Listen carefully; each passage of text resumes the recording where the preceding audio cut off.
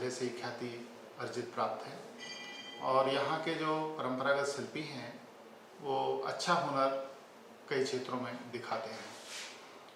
तिगरिया गांव में भी बैतूल जिले की जो परंपरागत शिल्प है उस पर अच्छा काम पहले से ये लोग कर रहे थे। आवश्यकता इस बात की थी कि इनको कुशल ट्रेनिंग और दिलाई जाए ताकि इनकी जो प्रोडक्ट हैं उनकी गुणवत्ता अच्छी हो सके। इसके लिए जब क्रिस्प का प्रस्ताव आया प्रशिक्षण के लिए तो यहाँ के सम्मानित जनप्रतिनिधियों ने और कलेक्टर महोदय ने उस पर गंभीरतापूर्वक विचार किया और ट्रेनिंग के लिए खनिज मत्स्य राशि स्वीकृत की। ये प्रसन्नता का विषय है कि वर्तमान में तिगरिया गांव में ये ट्रेनिंग भली भांति चल रही है। ये ट्रेनिंग समाप्त होने पर हम उम्मीद रखते हैं कि जो बैतूल के शिल्पी हैं वो अपने उत्पादों को और श्रेष्ठ रूप में सामने ला पाएंगे और बैतूल का नाम रोशन होगा। वहीं इन परंपरागत शिल्पियों को अपने बेहतर उत्पादन के लिए मदद मिलेगी। भविष्य के लिए यदि शासन की अन्य योजनाओं से इन शिल्पियों को कोई और मदद की आवश्यकता होगी तो प्रशासन का पूरा प्रयास रहेगा कि इनको वो मदद भी पहुंचाई जाए। धन्यवाद।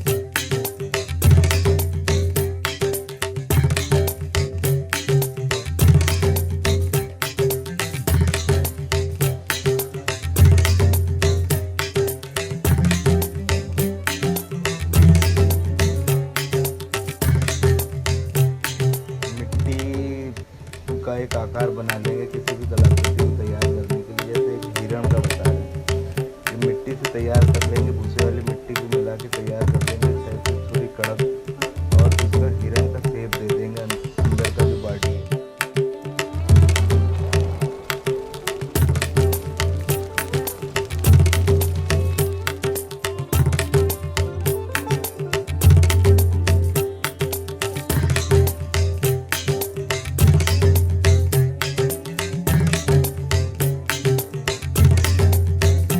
मधुमक्खी वाला मोम है, ये राल और मोम का मिश्रण कर लेते हैं, एक तसले में रखेंगे, नीचे से आग लगाएंगे, ये पूरा पानी जैसा हो जाएगा, उसमें मोम तोड़ के डाल देंगे।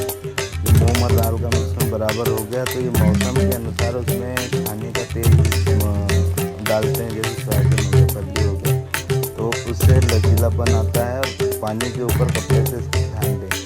पानी के ऊपर ये मोम का परत जम जाता है, उसके बाद में थोड़ा थोड़ा तोड़ के जैसा उपयोग में लेना है वो कर सकते हैं। जब मोम पूरा तैयार हो जाता है तो मशीन के साथ ही धागे निकाल के पिचकारी जो होती है वो भी हाथों से तैयार की जाती है।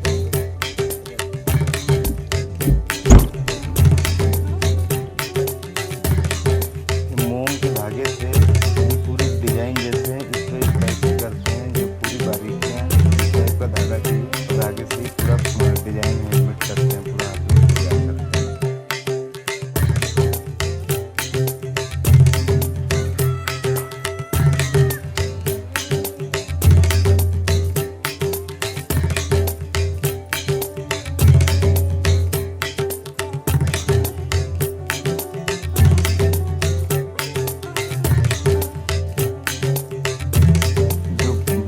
तैयार हो जाता है पूरा कंप्लीट। इसके बाद ये महीन मिट्टी से इसको पूरा कोट करते हैं, इसकी छबाई में इस साइड से हो जाता है पूरा, ये महीन मिट्टी से छबाई कर देंगे तो ये मिट्टी के अंदर ये वैक्स पूरी डिजाइन हो जाती है।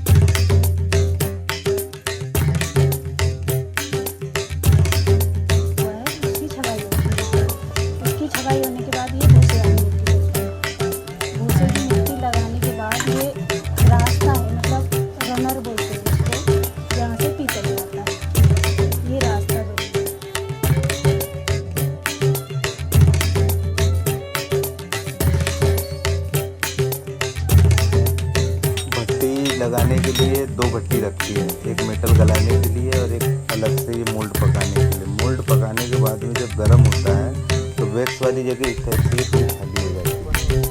ये पूरा 900 डिग्री के आसपास पूरा बिल्कुल अच्छे से गर्म होना चाहिए टेम्परेचर से।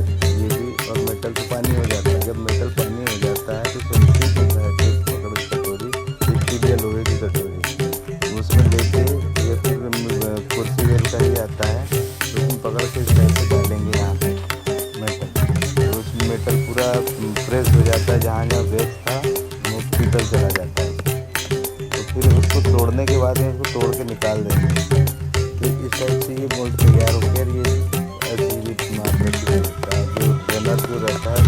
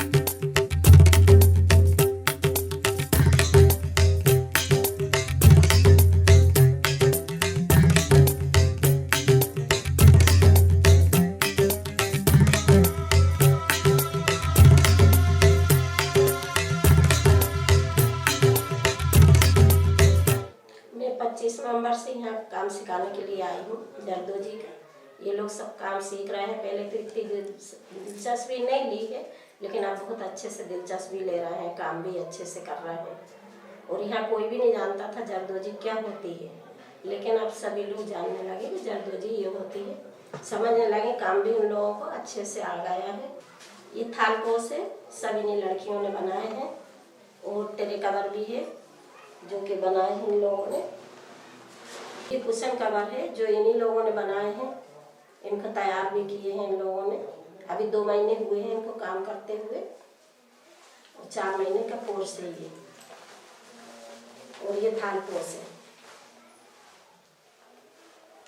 ये ट्रे कवर है, और पाउच वगैरह है, पोटली वाले भी हैं जो बना रहे हैं। ये पर्स हैं जरदोजी के, वो भी बना रहे हैं।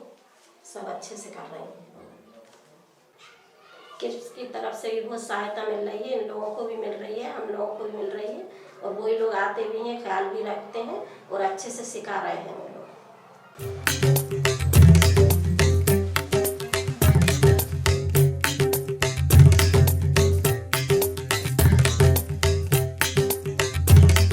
ताराबाग हमारे टिगरिया से, और जरी का काम हमारे 4 महीने से चल रहा है यहाँ पे। और भैया भी कर रही 2-4 गांव की। मोबाइल कवर, कुशन कवर और पूजा की थाली का कवर, ये सब बना रहे हैं।